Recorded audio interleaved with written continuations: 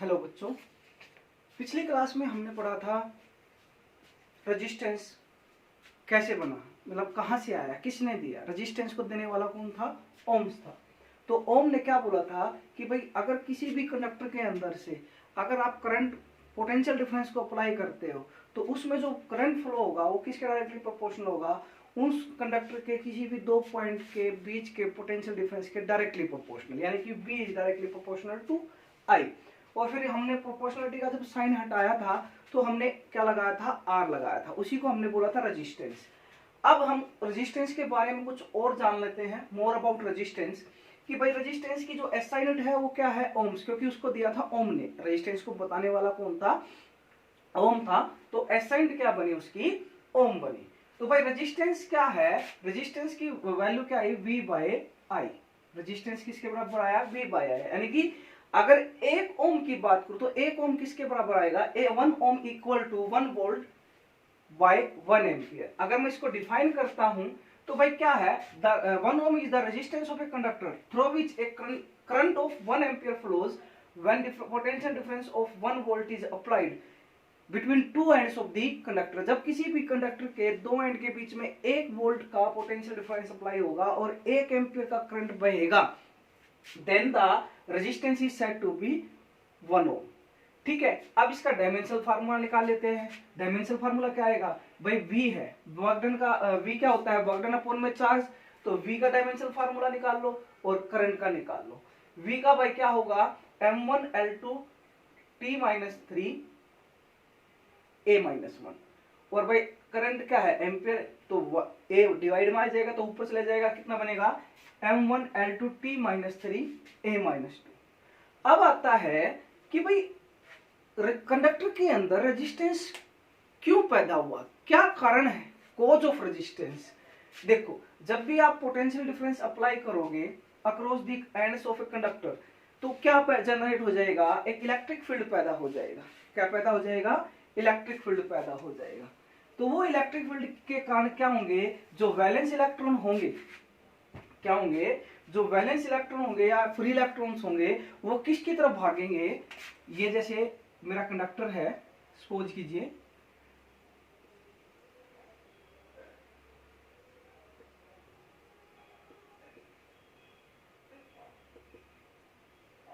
जैसे मैं इस की को ऑन करता हूं, ये मेरा पॉजिटिव है, ये मेरा negative, potential difference V apply कर दिया, करंट ऐसे गया।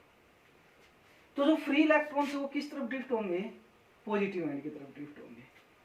तो ये फ्री इलेक्ट्रॉन किससे टकराएंगे? वाइब्रेटिंग आयंस और एटम से टकराएंगे। किससे टकराएंगे? The electron they collide against the vibrating ions and atoms in the conductor. तो जिससे क्या होगा? ये जो इलेक्ट्रॉन इस तरफ जो जा रहे हैं ए पॉइंट की तरफ, इसका मोशन का अपोज होगा। जैसे ये किसी से साथ टकराएंगे तो इनके मोशन में क्या हो जाएगा? बाधा पैदा हो जाएगी, अपोजिशन हो जाएगा इनके मोशन का, और उस अपोजिशन के कारण ही रेजिस्टेंस पैदा हो जाता है। This opposition offered the resistance in the conductor.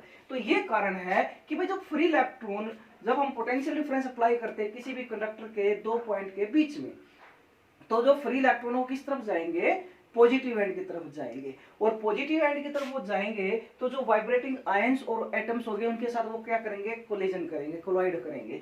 और कोलाइड करेंगे तो उनके मोशन में क्या आएगा? अपोजिशन पैदा होगी, इनकी मोशन में रुकावट पैदा होगी। इसलिए हम क्या करते, इसी का कारण क्या पैदा हो जाता है? रेजिस्टेंस पैदा हो जाता है। ये था रेजिस्टेंस का कोज। अब हमने ओम्स लॉ पढ़ा था, 10th क्लास में भी पढ़ा था, अभी 12th में भी हमने पढ़ा है कि भाई ओम्स लॉ होता क्या है। अब बारी आती है हमने 10th क्लास में डेरिवेशन नहीं पढ़ा। चलिए शुरू करते हैं derivation of Ohm's law. Ohm's law का डेरिवेशन हम शुरू करते हैं। भाई ओम्स लॉ ने क्या लिया था? V is equal to IR। Mathematically ये बोला था,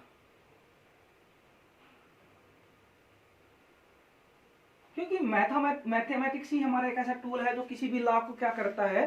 प्रूव करता है। तो हमें क्या निकालना है? V इक्वल टू IR निकालना है। चलो देखते हैं। अभी तक हमने क्या पढ़ा है? अभी तक हमने ड्रिफ्ट वेलोसिटी का फार्मूला पढ़ा है, E टाउ बाय m। हमने करंट पढ़ा है Q बाय T, और हमने ड्रिफ्ट वेलोसिटी और करंट में रिलेशन पढ़ा है, I equal to A N E V D, ये चीज हमने पढ़ी है। वेयर वी डी क्या है आपकी ड्रिफ्ट वेलोसिटी।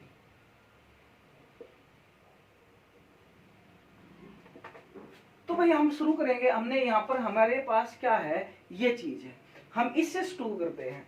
भाई हमने क्या ले लिया, करंट किसके बराबर आया, A N E V D.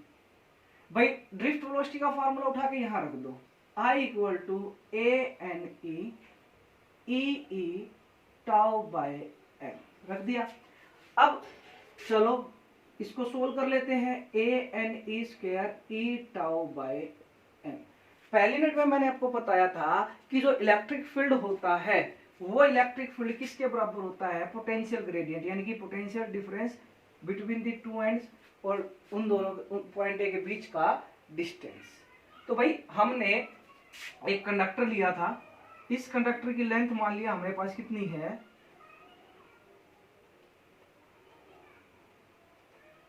L length है, ए इसका एरिया ऑफ क्रॉस सेक्शन हो गया, ये ए पॉइंट ये बी पॉइंट, चलो ये हमारा पी पॉइंट मान लिया, ये हमारा क्यू पॉइंट, और ये हमारा क्या है एरिया ऑफ क्रॉस सेक्शन। भाई दोनों के बीच में पोटेंशियल डिफरेंस कितना आ गया, V आ गया, I इसके अंदर से करंट बह रहा है। तो भाई पोटेंशियल डिफरेंस, तो हमने बताया था कि जैसे ही पोटेंशियल डिफरेंस अप्लाई करोगे एक इलेक्ट्रिक फील्ड सेटअप हो जाएगा, और वो इलेक्ट्रिक फील्ड कितना होगा, कितना पोटेंशियल डिफरेंस आपने अप्लाई किया और कितनी लेंथ है उन दोनों पॉइंट्स के बीच में, जिसमें आप दो पॉइंट के बीच में जितना पोटेंशियल डिफरेंस आप ले रहे हैं।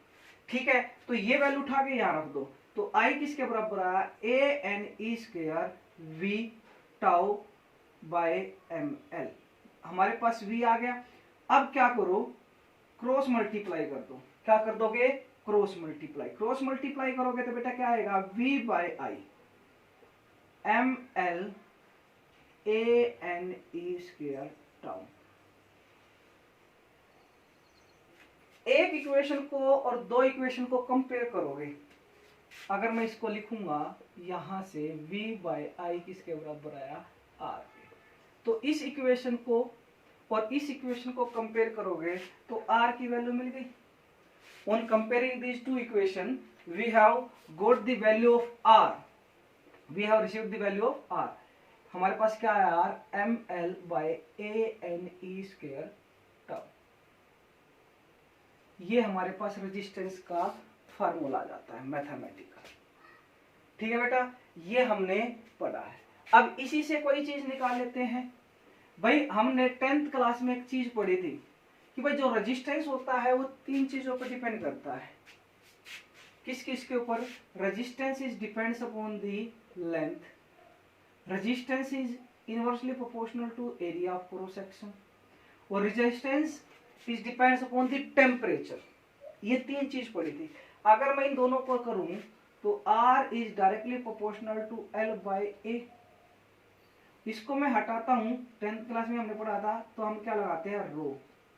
ये क्या है हमारा, इसको हम ग्रीक भाषा का वर्ड है, इसको प्रोनाउंस कैसे करते हैं, रो। और इसी को हम बोलते हैं स्पेसिफिक रेजिस्टेंस।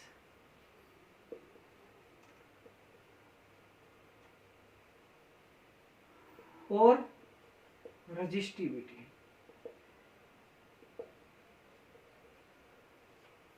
ये क्या होती है बेटा, ये किसी भी कंडक्टर की वो प्रॉपर्टी होगी वो कितना करंट को अपोज करेगा, यानी कि कितना करंट को रोक सकता है, वो प्रॉपर्टी होती है कंडक्टर की। रेजिस्टिविटी क्या होती है, the opposition offered by the, मतलब कितनी ताकत से वो किसी भी करंट को रोक सकता है। समझ में आई बात। तो क्या है कि भाई ये क्या है, किसी भी कंडक्टर की प्रॉपर्टी होती है कि वो करंट को कितनी स्ट्रांगली रोक सकता है, तो वो है रेजिस्टिविटी, यानी कि स्पेसिफिक रेजिस्टेंस। अगर मैं इसको, इस इक्वेशन को और इस इक्वेशन को कंपेयर करूं तो हमारे पास रेजिस्टिविटी का फार्मूला क्या बनेगा, कंपेयर कर लो तो भाई ये कट गया, ये बच गया हमारे पास। तो रेजिस्टिविटी का फार्मूला क्या बना, M by N E square tau. ये आता है स्पेसिफिक रेजिस्टेंस का फार्मूला। अगर मैं लेंथ और एरिया ऑफ क्रॉस सेक्शन को कांस्टेंट रख दूं, if we put constant, if we have a constant length and area of cross section, यानी कि if we do not increase or decrease the length or area of a cross section of a conductor, then resistance is directly proportional to resistivity. बशर्ते क्या है, length and area क्या होना चाहिए, constant होना चाहिए, ना ये घटे ना ये बढ़े. They are not increasing or decreasing. If we are not increasing or decreasing the area of cross section of the conductor, then resistance of the conductor is directly proportional to the resistivity. आज के लिए इतना ही. Thank you.